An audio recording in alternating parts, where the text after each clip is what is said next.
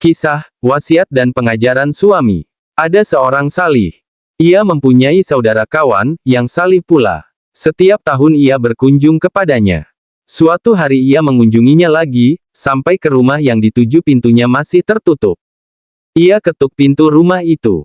Dari dalam terdengar suara wanita. "Siapa itu?" Orang yang salih menjawab, "Aku, saudara suamimu. Aku datang untuk mengunjunginya, hanya karena Allah semata." Petik 2. Dijawab lagi, "Dia sedang keluar mencari kayu bakar," balas istri sahabatnya. "Mudah-mudahan ia tidak kembali." Petik 2. Lanjutnya sambil terus bergumam memaki-maki suaminya. Ketika mereka sedang terlibat perbincangan, tiba-tiba orang yang salih itu datang sambil menuntun seekor harimau yang sedang membawa seikat kayu bakar. Begitu melihat saudaranya datang mengunjunginya, ia menghambur kepadanya seraya bersalam. Kayu bakar itu lalu diturunkan dari punggung harimau tersebut. Katanya kemudian, "Sekarang pergilah kamu, mudah-mudahan Allah memberkahimu." Orang yang salih itu, yakni yang empunya rumah, lalu mempersilakan saudaranya masuk. Sementara istrinya masih berguna memaki-maki dirinya. Namun sebegitu jauh ia hanya berdiam, tanpa menunjukkan reaksi kebencian. Setelah terlibat perbincangan beberapa saat lamanya, hidangan keluar disuguhkan. Dilanjutkan berbincang-bincang hingga beberapa saat. Setelah itu saudaranya berpamitan dengan menyimpan kekaguman yang sangat berkesan. Ia sangat kagum sebab saudaranya sanggup menekan kesabarannya menghadap istri yang begitu cerewet dan berlidah panjang. Tahun berikutnya ia berkunjung lagi. Sampai di depan pintu ia mencoba mengetuknya. Istrinya keluar dan menyapa, "Tuan siapa?" "Aku adalah saudara suamimu," balasnya. "Kedatanganku ini semata untuk mengunjunginya." Petik 2. "Oh, selamat datang, Tuan," kata istri saudaranya seraya mempersilahkan masuk penuh keramahan. Tidak begitu lama saudara salih yang ditunggunya tiba juga sambil memanggul seikat kayu bakar. Mereka segera terlibat perbincangan sambil menikmati hidangan yang disuguhkan. Setelah semuanya dirasa cukup, dan ketika ia hendak kembali, ia sempatkan bertanya tentang beberapa hal. Bagaimana dahulu ia dapat menundukkan seekor harimau dan mau diperintah membawakan kayu bakar. Sedang sekarang ini ia hanya datang sendirian sambil memanggul kayu bakar. "Kenapa bisa begitu?" tanya saudaranya. Saudaranya menjawab, "Ketahuilah saudaraku, istriku yang dahulu berlidah panjang itu sudah meninggal. Sedapat mungkin aku berusaha bersabar atas perangai buruknya. Sehingga Allah memberi kemudahan diriku untuk menundukkan seekor harimau, sebagaimana pernah kau lihat sendiri sambil membawa kayu bakar itu. Semuanya terjadi lantaran kesabaranku padanya. Lalu aku menikah lagi dengan perempuan yang solihah ini. Aku sangat gembira mendapatkannya. Maka harimau itu pun dijadikan jauh dariku. Karena itu aku memanggul sendiri kayu bakar itu, lantaran kegembiraanku terhadap istriku yang solehah ini." Petik 2. Perhatian. Seorang suami diperbolehkan memukul istrinya jika tidak mengindahkan perintahnya berhias, padahal ia menghendaki. Atau lantaran menolak diajak tidur bersama. Diperbolehkan pula seorang suami memukul istrinya lantaran keluar rumah tanpa memperoleh izinnya.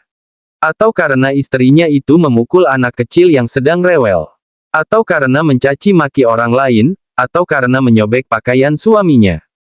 Menjambak jenggotnya, atau berkata kepada suaminya, "Hai kambing, hai keledai, hai orang tolol," dan lain-lain.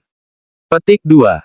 Sekalipun pencaciannya itu didahului oleh sikap suami yang telah mencacinya. Demikian pula seorang suami diperbolehkan memukul istrinya lantaran istrinya sengaja memamerkan wajahnya kepada lelaki lain. Atau karena asyik berbincang-bincang dengan lelaki lain. Atau sekalipun ia ikut mendengarkan pembicaraan suaminya bersama lelaki lain, dengan maksud dapat mencuri pendengaran dari suara lelaki itu. Atau karena memberikan sesuatu dari rumah suaminya berupa barang yang tidak biasanya diberikan kepada orang lain. Atau karena menolak menjalin kekeluargaan dengan saudara suaminya. Begitu pula suami dibenarkan memukul istrinya karena meninggalkan salat. Setelah terlebih dulu diperintah tetapi menolak mengerjakannya. Pendapat inilah yang lebih kuat. Wasiat dan pengajaran suami. Ketahuilah bahwa, setiap suami hendaknya pandai-pandai memberi pengajaran atau wasiat-wasiat kebajikan kepada istrinya. Rasulullah Shallallahu Alaihi Wasallam mengingatkan, mudah-mudahan Allah merahmati seorang suami yang mengingatkan istrinya. Hai istriku, jagalah sholatmu, puasamu, zakatmu. Kasihanilah orang-orang miskin di antaramu. Para tetanggamu. Mudah-mudahan Allah mengumpulkan kamu bersama mereka di surga. Hendaknya seorang suami selalu memperhatikan nafkahnya sesuai dengan kesanggupannya. Hendaknya suami selalu bersabar jika menerima cercaan istrinya, atau perlakuan-perlakuan tidak baik lainnya. Hendaknya suami mengasihani istrinya, yaitu dengan bentuk memberi pendidikan secara baik, kendati ia seorang terpelajar. Sebab kaum wanita bagaimanapun diciptakan dalam keadaan serba kurang akal dan tipis beragama. Kecuali hanya sedikit saja yang mempunyai akal panjang dan beragama kuat. Tersebut dalam hadits. Artinya, kalaulah bukan karena Allah membuatkan penutup rasa malu bagi kaum wanita, niscaya harganya tidak dapat menyamai segenggam debu. Al-Hadits. Hendaknya seorang suami selalu menuntun istrinya pada jalan-jalan yang baik. Memberi pendidikan kepadanya berupa pengetahuan agama Islam meliputi hukum-hukum bersuci taharah. Dari hadat besar, misalnya tentang haid dan nifas. Seorang istri harus diberi pengetahuan tentang persoalan yang sangat penting itu. Sebab bagaimanapun masalah itu berhubungan erat dengan waktu-waktu salat.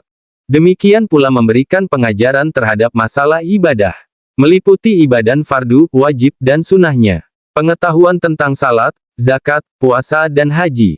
Jika seorang suami telah memberi pendidikan tentang persoalan pokok tersebut, maka istri tidak dibenarkan keluar rumah untuk bertanya kepada ulama. Tetapi kalau pengetahuan yang dimiliki suami tidak memadai, sebagai gantinya maka ia sendiri yang harus siap untuk selalu bertanya kepada ulama orang yang mengerti ilmu agama. Artinya, istri tetap tidak diperkenankan keluar rumah. Namun, kalau suami tidak mempunyai untuk bertanya, maka istri dibenarkan keluar rumah untuk bertanya tentang persoalan agama yang dibutuhkan. Hal itu malah menjadi kewajibannya. Dan bahkan kalau suaminya melarang keluar berarti telah melakukan kemaksiatan, dosa. Tetapi istri harus meminta izinnya lebih dulu jika sewaktu-waktu hendak belajar mengenai ilmu-ilmu tersebut. Istri harus memperoleh keridaan suaminya. Semoga bermanfaat.